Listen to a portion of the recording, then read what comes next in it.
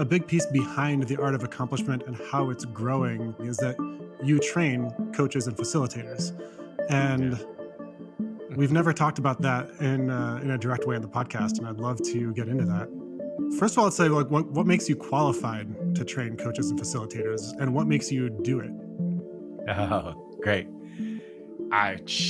Qualified. That is an excellent question. On the qualified part, I don't really believe generally in qualifications. I've had people who have been extremely qualified with multiple degrees in as my coaches or slash therapists in my life, and some of them are just amazing, and some of them are horrible. And the qualification, as far as like standards go, is the same. And so I don't really believe in that kind of qualifications. Like I think the same way with entrepreneurs. I think some at one point it was like 75% of them had all dropped out of college at some point. So the successful ones. So I'm not. Qualification is a weird word for me. The only thing that makes me qualified then is that people ask Tara and I to teach them how to coach. So they see what I do and they think, oh, that's something if I see that person must be able to teach it, and therefore they come to me and they ask to be taught. And so that's the only thing that qualifies me, is that there's a demand, and I coach in a way that people like or want to learn from. Yeah. So what made you transition from your own coaching and facilitation to teaching it? Yeah, I mean, part of it was the demand, and part of it is a vision that I hold, right? So if I look at the mission behind everything I do, it's how do I create a more undefended, heart-opened, empowered world? To me, that's what I'm interested in. That's my little Lego set that I want to build, right? Like that seems cool to me. And so the question is how to best do that. And it's one of the ways that I find it's really great to do that is work with leaders of companies that, where there's influence over tens of thousands of people. And one of the ways is to create a system that it allows for lots of people to be able to find their wisdom and to be able to pass it on. And then not only just pass on their wisdom, but it also means like a wisdom passing on tradition that is more about helping people find their wisdom than it is about giving them wisdom, right? So it's really important to me that that I'm a part of a system. If I'm going to create a system or be a part of a system, it's one that allows people to find their wisdom, not something that says this is the wisdom, and now that you have it, you can X, Y, or Z. Yeah, and there's a interesting piece there, which is that what I've seen from people coming and doing this work, and from my own experience, Yeah. is that the more we do the work in ourselves, the more we have the capacity to be with others, because we're not trying to give them our wisdom or change them or make them be a certain way. We're actually just on our own journey of exploration, which is a way better way to be with somebody as a coach or a facilitator. Yeah, I mean, in I would say in what we're doing, that's absolutely the case, and even to the point where, like, some people come to me and they see what I do coaching wise, they feel like it's magic, and they just want to learn how to do what I do. And one of the things that I'll say is like, you're not going to learn that here. What you're going to learn here is self-discovery, and Mhm. that self-discovery, that understanding of yourself. That's what's going to be the foundation of any kind of coaching practice that you have. And eventually that expression of coaching is going to be yours. It's not going to be mine. I'm the only person who's going to coach the way I do. You're the only person who's going to coach the way you do.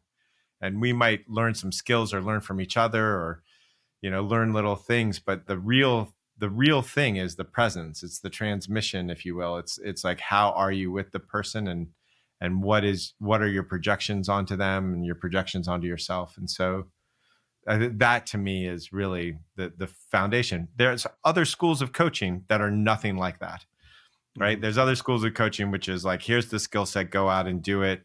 And it's all about like creating accountability, and it's all about like having just a very clear set of techniques. That is not at all what we're doing, and nobody should come and learn coaching from us if that's what they want. That's not it's not what we're here for. Yeah.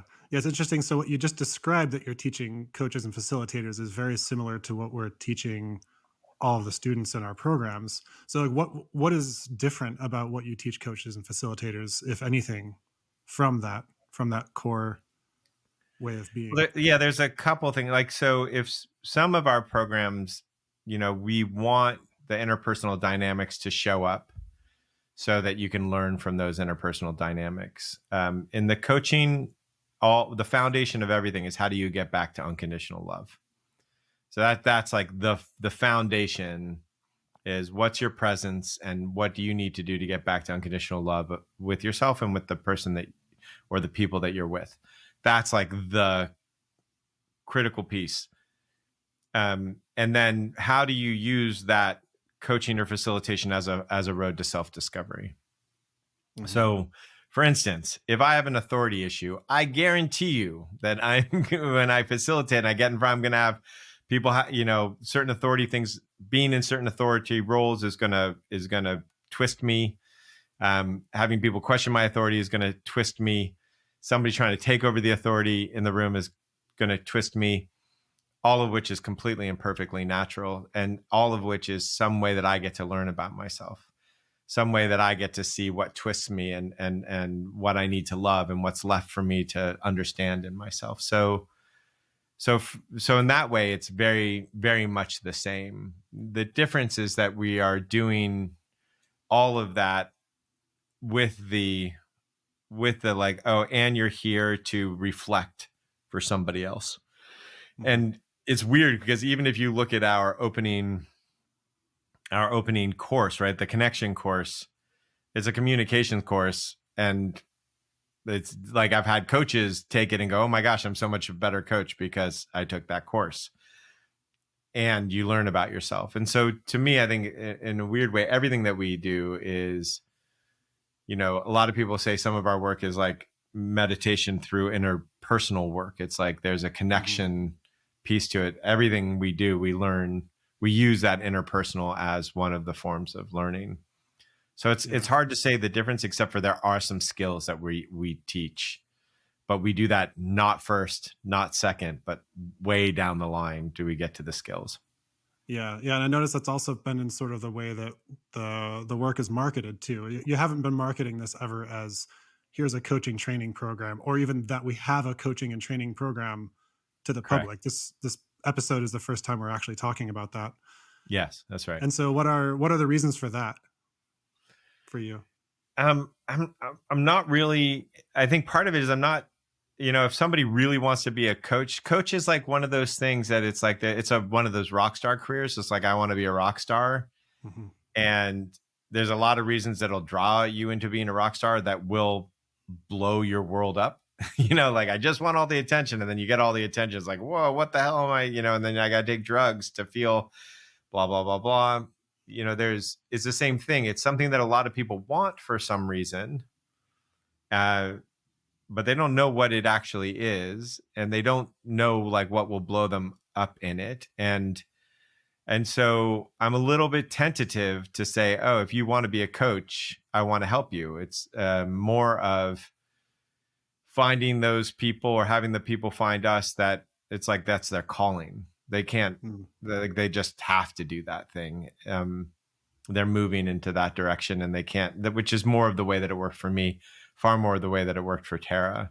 So I think Hmm. that's one of the reasons, so that this is just something that generally people find. It's why you have to do our courses, know our work, even to think about a coaching program.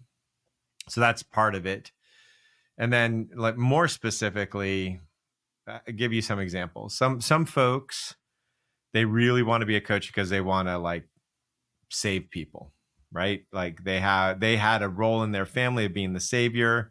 Their job was to emotionally take care of a alcoholic parent, in like my case. And so like, and now I'm going to make a career out of doing that. Well, that's incredibly dangerous for yourself, first of all, because you're not focusing on your wants and your needs, it's also incredibly dangerous for the other person, because if you're saving people, if you actually coach from that place, you're making people into victims, right? If you're like, Mhm. oh, I'm here to save you, it means you can't save yourself. And so, and I would say a lot of folks come to coaching for that reason. Another reason that people come to coaching is because it's like intimacy, except for it doesn't have the risk. you know, like there's this deep intimacy that happens when you coach someone, when I coach someone, but there's not the risk that you have, like, say, with your marriage. And so there's a way for people to get a surrogate of intimacy and feel that connection, but they don't actually have the risk. That's also quite dangerous, for a number of reasons, both for the person doing it. Another great example that brings people into coaching is because they want to be seen as the person who knows shit, right? And then that's dangerous, Yeah. because then you're They want to be teaching giving the people. wisdom. Yeah, you're teaching people to give the wisdom. So there's a number of things that bring people into coaching. These are three of them that will hurt others, end up hurting you if you're coaching. And so I really want to be very specific about who we train. And so that means we know them, that we've experienced them, we've seen how they show up in the work. We know their capacity to be vulnerable and their capacity to have intimacy. Those are all really important things to us, because if I have only a certain amount of time that I get to work in the world, and I want to create things that work, right? Like I say to companies all the time, I won't come into your company unless I know I can be successful. Because I know there's 100 places I can be successful and where I can have an impact. So that's where I'm going to go. And it's the same with coaching people. I really want to work with people who are deeply committed to their self-awareness over being a coach. Yeah. So what are some of the kind of foundational ingredients here?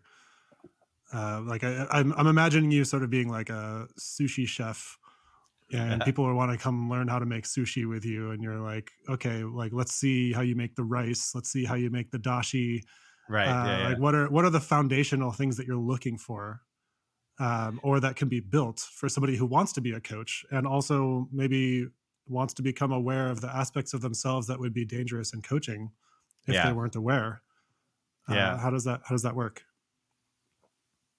So I think the most important ingredient is commitment to self-awareness, commitment to learning to be unconditionally loving. It's our first thing. That's your primary commitment over being a coach, over helping people, over having a name, over being on a podcast. Like, that's the number one commitment. Second ingredient is recognizing your presence means more than your skills. Mm. How do I listen? How am I with you? How open is my heart? Like that is the foundation of technique, so to speak, is the view mindset. And so that's really critical. Next really critical piece is listening to yourself, learning to pay attention to the internal call in the moment, listen to the thing that feels wrong or right in the moment, to say the thing that wants to be said, even if it's scary in the moment. It's like being able to hear yourself and follow that, even if your mind is telling you you shouldn't say that. Because it's like a very rare coaching session where there's some point where I'm just like, holy shit, am I about to say that? And then I say it. And usually those are some of the best things to say. So and then there's some technique, there's a little bit of technique, but without all that other stuff, the technique can just be dangerous. And there's plenty of other places people can learn the technique. So that's another ingredient, is just like how you hold the knife, to go with the sushi metaphor. Mm. And then I would say that the final ingredient is, it's a hard thing to describe, but it's either to understand that there's nothing special about you, or it is to own your narcissism. It's two different ways to explain the same thing, but it is, especially when you go into facilitation, especially when you go into teaching, it's so necessary for you not to put yourself above anybody. It's so necessary.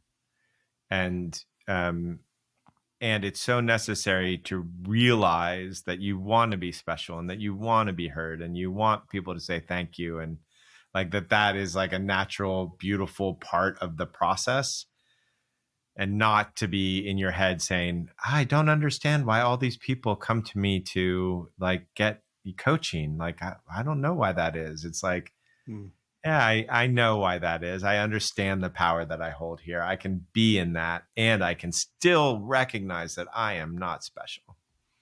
That essentially I'm not better than anybody. Essentially, I still have my own lessons to be learning, and that combination is really, really, really, really critical for great coaching. And so, and like, one of the first parts of if anybody wants to coach with us, the first program is all about just being like the presence. The first year is like all about presence. It's a dedication to holding the just how knife. do you show up? How do you listen? Yeah. Yeah. So what would you say are the steps for, let's say you found somebody with kind of foundations in place. They've owned their narcissism. They are in it for their self-awareness. They're steeped in this particular approach and this particular work in a way. Yeah. And what kind of steps would you take somebody through in a coaching and facilitation training? Yeah. So the first thing is it's really, I think, often in that order that I just described. So, um, I think the gate is, are you here for your self development, or are you here to coach? And if it's you're here to coach, it's not a fit. Obviously, I probably haven't identified that right every time, but so that's a that's like kind of the gate. And then Mhm. the first thing is really how is their presence? How well do they listen? How well do they recognize? And then this would be the first thing to teach, is just the way that they show up determines more about how the person across from them is going to show up, how the world shows up, than anything else. And so, how do you just stay focused on that? So, and back to the sushi metaphor, it's like, I think there's some famous story about someone like, spending 10 years just making the rice perfect. You know what I mean? It's like that is the first step. And then we start working on all the other stuff. And after, so something like when they start seeing that they're not special and all the other pieces are in place, then we might talk about like how to facilitate and start, um, and how to maybe even like start creating exercises, and how to facilitate rooms, because it gets exponentially harder when you're in a room with a whole bunch of folks and you have an agenda, which you need as a facilitator. So when you do the facilitation, you need to do all that other stuff and be able to be there, present, owning all that stuff. And you need to be able to say, okay, this is what we're doing. Okay, I'm the authority in the room. Okay, here's the exercise. It's like, as you know from your recent experience, Mhm. like I see the smile on your face. Yeah. It's no easy feat to pull that all off. So, and to do it Yeah. well, to do it in a way that really is empowering for everybody Yeah. in the I group. particularly appreciate it when we're doing something like the reunion, where there's a dynamic where there's a number of groups, and like myself and other coaches and AOA and facilitators are facilitating those groups, and you're facilitating us in a process while we're facilitating the groups. And then when something goes kind of sideways in one of the groups, we come back through, and then like somehow you and Tara are holding all of that. And Yeah, it's a there's lot. this like beautiful, just like multi-layered learning that's happening. Yeah, And we often say things like, oh, this dumpster fire is not going to stoke itself, because like we're working through our own, like, okay, how's this exercise going to work in this group, how's this dynamic going to work out with this person.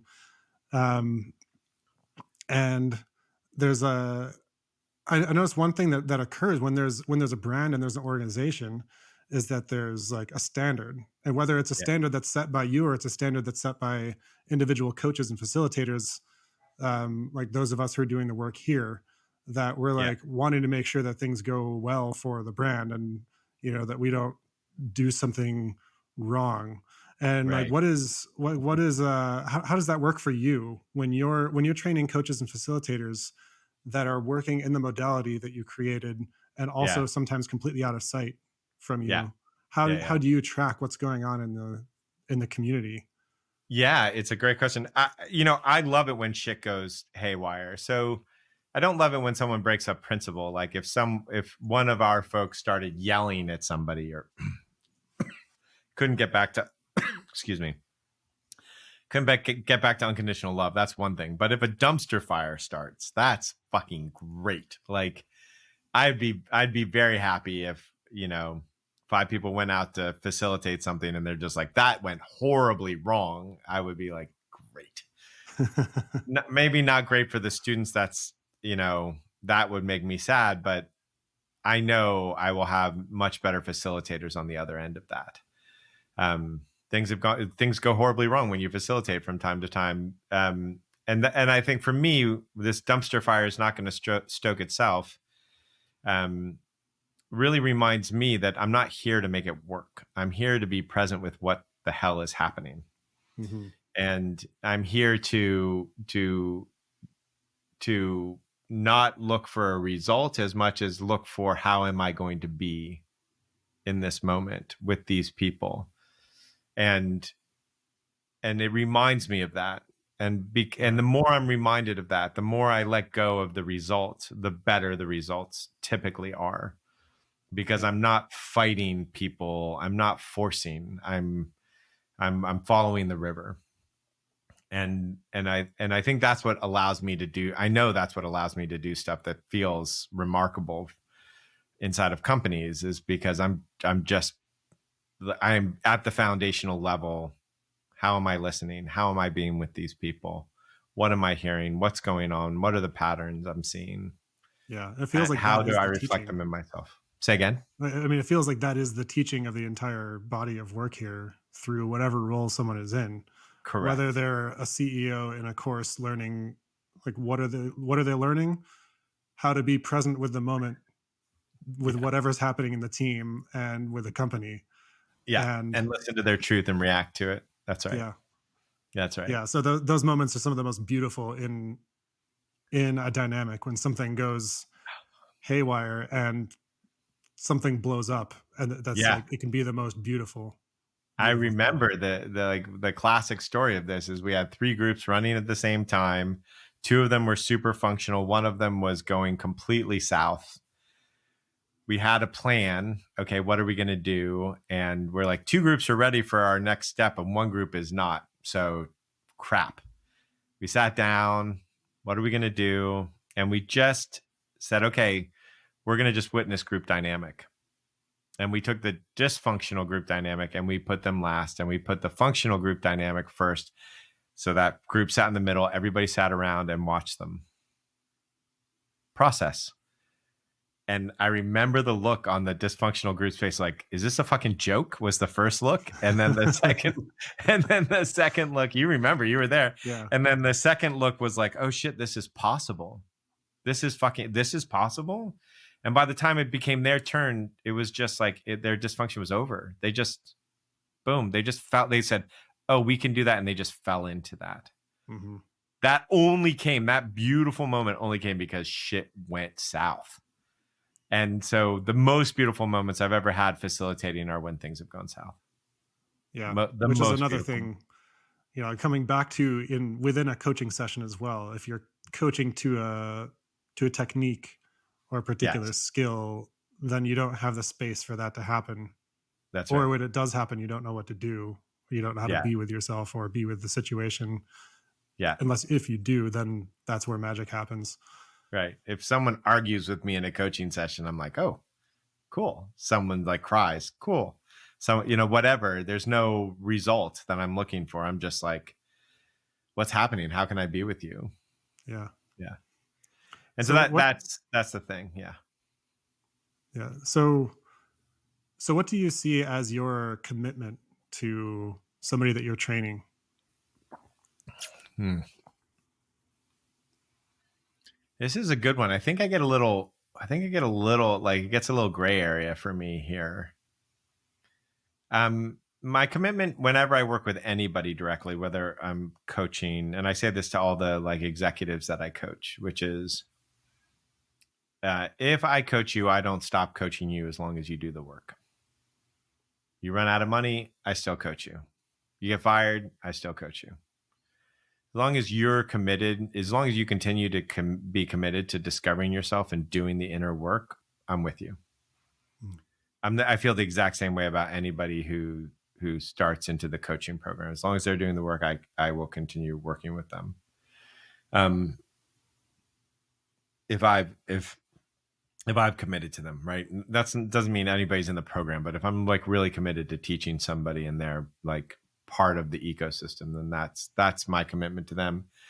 The other side of my commitment to them is that I am not here to please them. Like I'm here to point out what they're missing, and then let that resonate or not resonate as it sees fit. I am here to follow what I see they need. Like, so for what I mean that, for instance, like somebody recently came to us and was like, I want to like start facilitating like groundbreakers. I'm making it up a little bit, but I want to start like creating and programming my own groundbreakers. And this person was, I don't know, like 2 years in the program or something like that. Like hadn't done any coaching or hadn't done any facilitating training yet. And my response was like, what's the hurry? What is it that you're after? What's the thing that you're trying to undo or do by like what's the and then pointing out some of the pitfalls and some of the things that I saw in this person, like, oh, I noticed that like in your company that you started, you got this thing where a whole bunch of people were dependent on you and then you were resentful. How, if at all, is that pattern repeating here? Mm-hmm. It's not to be like, oh, you're my my commitment is not you're my customer and my job is to keep you happy in a coaching program. Right. If anything, my job is to piss you off in a coaching program. Like I'm here to be a mirror, because that's the most effective way that you get to see yourself clearly. To do it with love and to do it with gentleness and not be an asshole about it, but it is to do that. It is to point out when people are missing stuff. And not assume that I know, but letting them see what resonates and feels and what they're ready to tackle. Yeah. So so again, it's not like here's a ladder. You're going to do this and then you're going to do this. And once you perfect this, it's very much working, because the way that the human system works is that it's like one coach has like almost everything figured out, except for they're still trying to save people. And another coach has almost everything figured out, except for they keep on not saying the risky thing. And one coach has everything figured out, but, keeps on trying to show value. Like it's so much more based on our personality than it is based on some sort of like steps and levels and process, like specific progress. Yeah. So Which that's my commitment. Yeah. Yeah, and I guess a lot of that brings up the question of like who holds that role for you? Because if you have an organization or like some kind of school where there's somebody at the top who's holding the teacher role and they're pointing things out in other people, and that's the job, that's what's happening here, that's what people are coming for, Yeah. and like who points back to you for Wow. your blind spots. One of the things that I'll just sidebar for a second. One of the things that I Yeah. love about working with you is just seeing how like there's so many times where like I see you hit your edge and then you move through it, Yeah. and that makes me feel safe being a coachee or a trainee with you. Yeah. Yeah. And also like who holds that role for you? Well, there's a lot of people. There's a lot of people who hold that role for me, and some exciting new people coming online. So I have a coach that I work with, and then I have Tara, obviously doesn't let me get away with shit. My girls are both of my Mhm. teenage daughters definitely will point out anytime that they see, and very, very readily point out if I'm missing something that they see. Um, I have a very good relationship with the people who come into the office where they'll tell me what I'm missing consistently. Like I like a group of people who do that. Mhm. Um, and what's starting to happen is, as we've been working, you and I have been working together now for whatever it is, 5, 7 years, something. Um, and more, that's starting to happen too. What's more and more starting to happen is the people that I've been working with in a long time who are in the coaching program are also like, if something feels wonky, they point it out and say, hey, this feels wonky. What's going on? And we work it through together. So to me, all of that stuff is important. And I have a couple other mentors that I'll call up occasionally and ask. But to me, the most important thing and the platform that I want to grow is all about um, just a community of practice of people in which everybody is actually a true partner, which means everybody's not everybody, everybody on the platform, or like the council of coaches, if you will.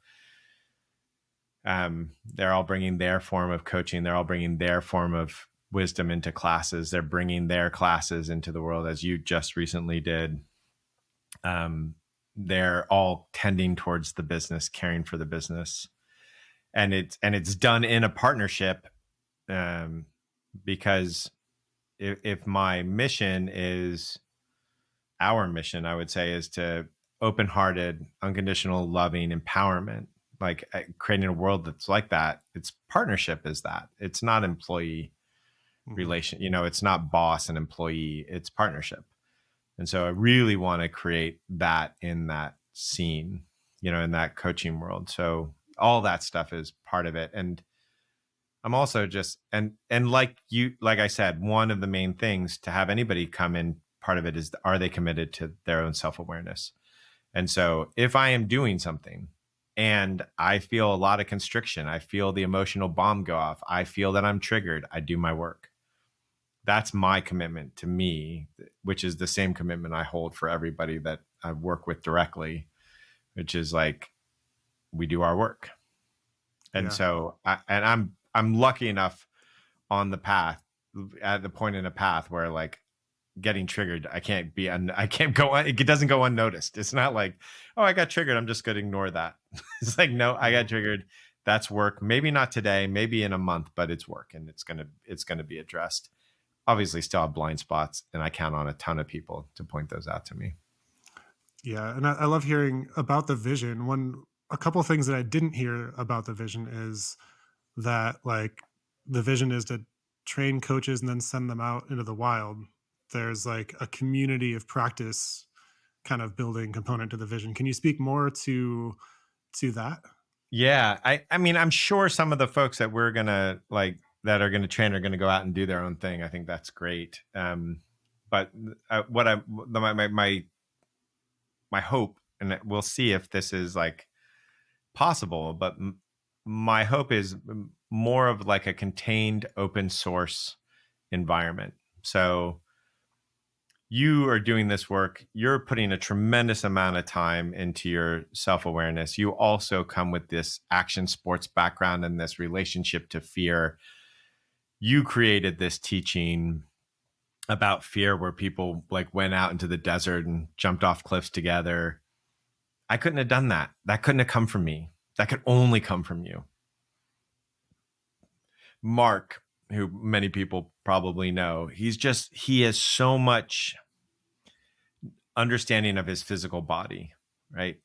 Potentially one day Mark does like how to enjoy being healthy, like a physical, Hmm. I like, can't wait for wow, that. he could do that. I could not do that. He could do that. Like his style is going to be different. His style is different than mine. Janine and her martial arts, like there's so many things that I can't bring to the table. And so the question is like, how do we create a platform where everybody in due time, when they're ready, if they've done their work, can show up and be on this platform called Art of Accomplishment, or whatever the platform becomes, and support each other both in their own self-discovery and business as a spiritual practice, and put their expression out into the world, and do it in such a way so that everybody financially benefits, everybody's in financial abundance. Like that's the vision. Mhm. And when I'm done, when I'm like, okay, I'm out of here or dead or whatever the hell happens, that it just continues going. Maybe it doesn't go even with anything that I ever taught. Maybe the podcast is gone and the connection course is gone. Great. But there's this community that constantly changes and evolves and supports one another and feels grateful. Like, to me, the most important thing, and the reason I would not do this, is if we can't find a way to do it where everybody's grateful. Oh, I'm so grateful to be on the platform. I'm so grateful to contribute to the platform. I'm so grateful for the people I get to work with. Like, I want, that's the way that the business side of this thing works. And that's the way I want this platform to work, is just that gratitude and digging in when people get triggered. Yeah. Yeah. Yeah. I That's love the that. vision. Yeah. Yeah. Yeah. Let's hope we can do it. I think we're running some good experiments. It's gonna be something. It's gonna be fun, Yeah. whatever it is. This dumpster Yeah. fire won't stoke itself. Exactly. Totally. It all could go horribly wrong. That's right. I mean, things have never gone horribly wrong before with like groups of people doing a lot of self development together and business Yeah. ever before. Never. That's never happened. Yeah, exactly. I think to me, and the interesting thing about it is, the more I'm in, you're constantly learning, and I'm constantly learning. So, in the beginning, I thought teaching was like explaining everything to everybody all at once. And it's not. It's learn one thing, stay focused on that one thing, then learn the next thing.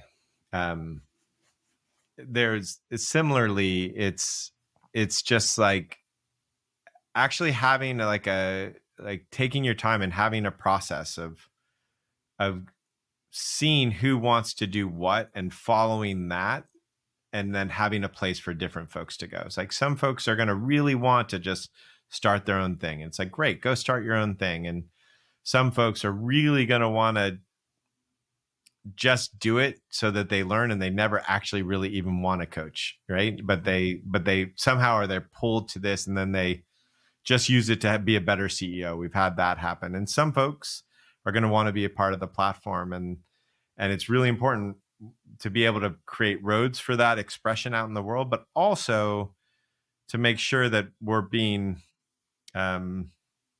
very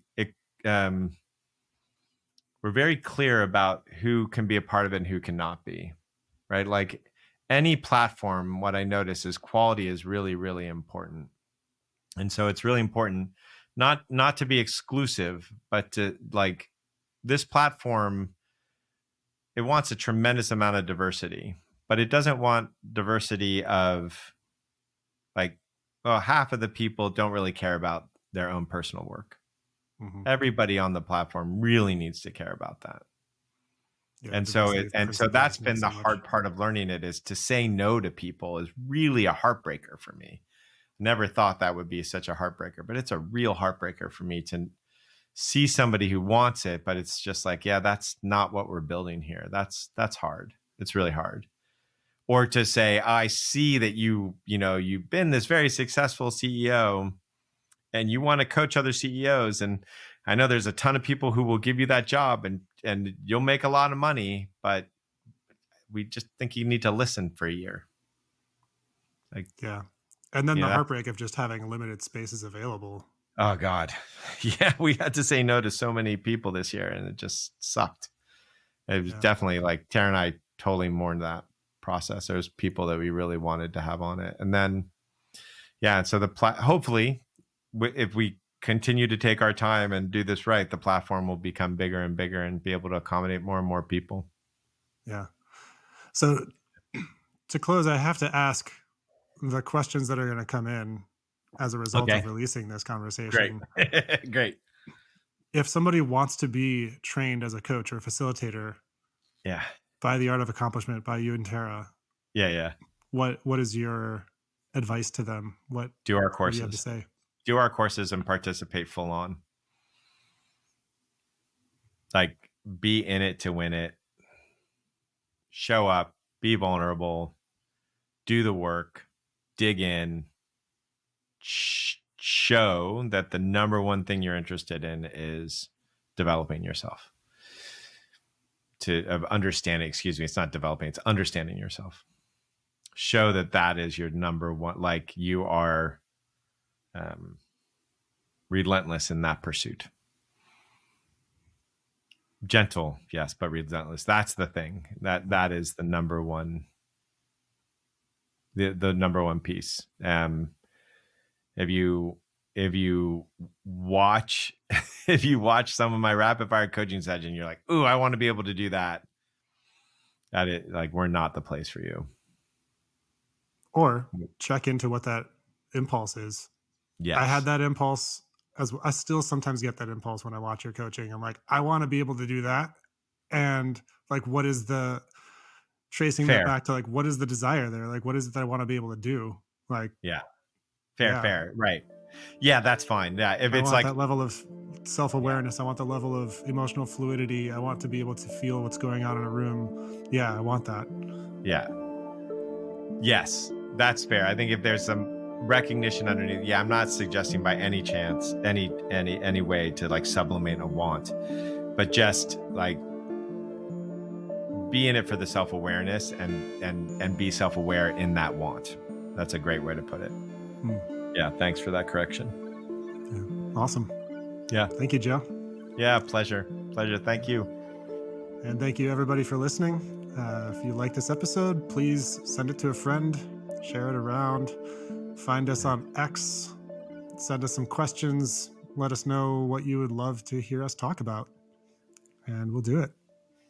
All right. Take care. Thank you.